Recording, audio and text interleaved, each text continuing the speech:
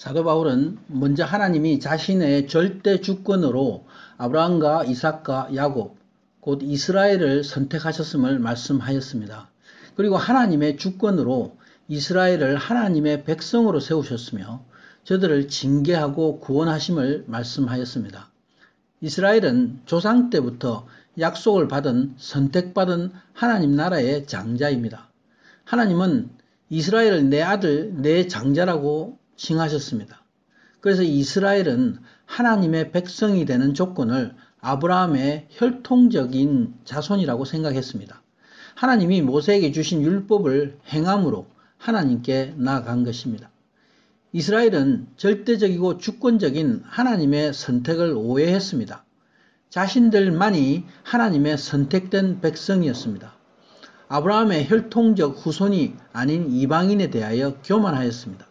저들은 율법을 행함으로 구원을 얻는 것으로 알았습니다.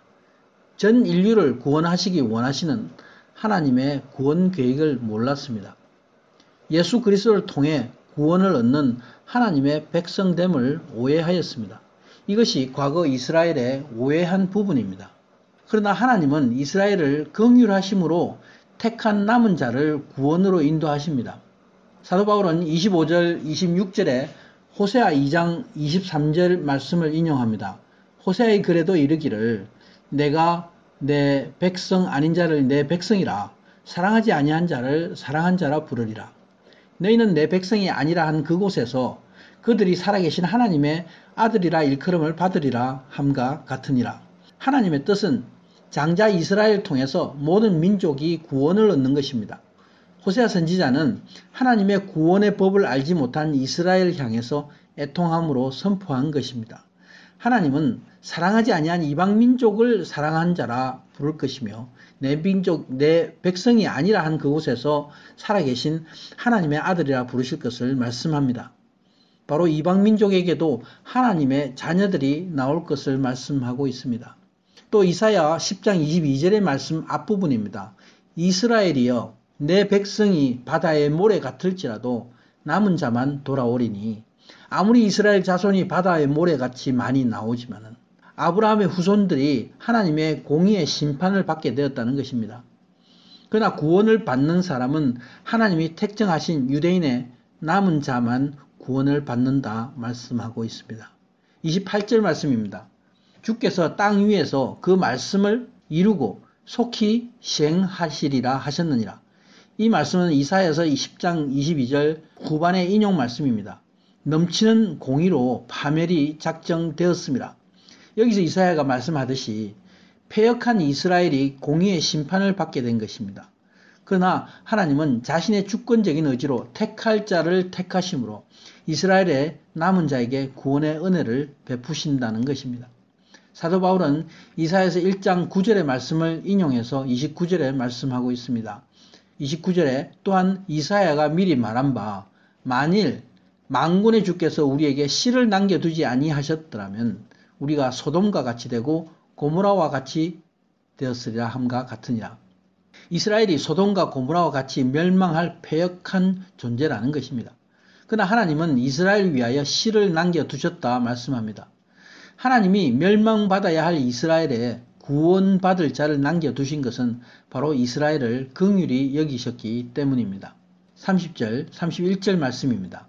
그런즉 우리가 무슨 말을 하리요? 의를 따르지 아니한 이방인들이 의를 얻었으니 곧 믿음에서 난 의요.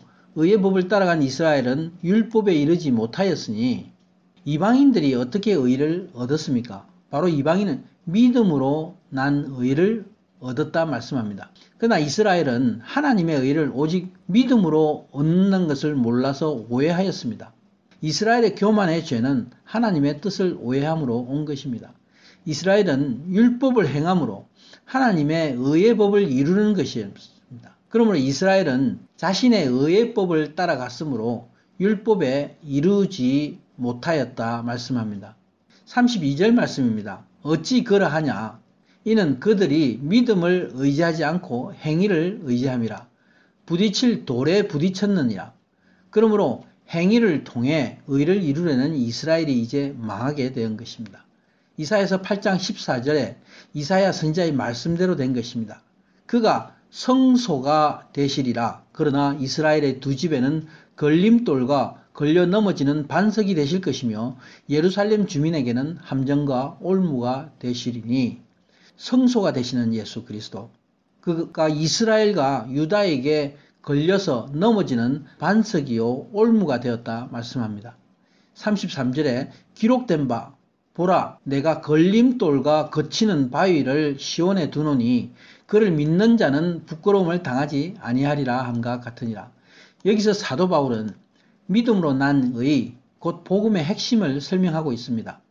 시온에 둔 바위는 예수 그리스도의 반석을 말씀합니다. 이 예수 그리스도의 반석이 이스라엘에게 걸려 넘어지는 걸림돌이 되었다 말씀합니다. 하나님의 뜻을 모르는 유대인들에게 그리스도의 오심과 그의 말씀은 부딪히는 돌이었습니다. 이스라엘이 실족해야 된 것입니다. 이 반석은 이스라엘이 오해함으로 내어버린 돌입니다. 그러나 이 반석은 이방인에게 복음의 반석이며 집 모퉁이의 머릿돌이 된 것입니다. 우리는 누구입니까? 바로 하나님의 긍휼하심으로 예수 그리스도의 반석을 얻은 자들입니다. 이 구원의 반석은 인간들이 노력해서 또 공로로 얻는 것이 아닙니다. 그리스도의 구속의 은혜로 얻었으므로 믿음의 고귀한 기초석인 것입니다. 내가 피해야 할 예수 그리스도의 거룩한 성소입니다. 바로 모든 자에게 이르는 하나님의 은혜가 된 것입니다. 그러므로 사도 바울이 말씀합니다. 이스라엘아 너의 교만함을 회개함으로 진리이신 예수 그리스도의 복음을 알라 말씀하고 있습니다. 아멘.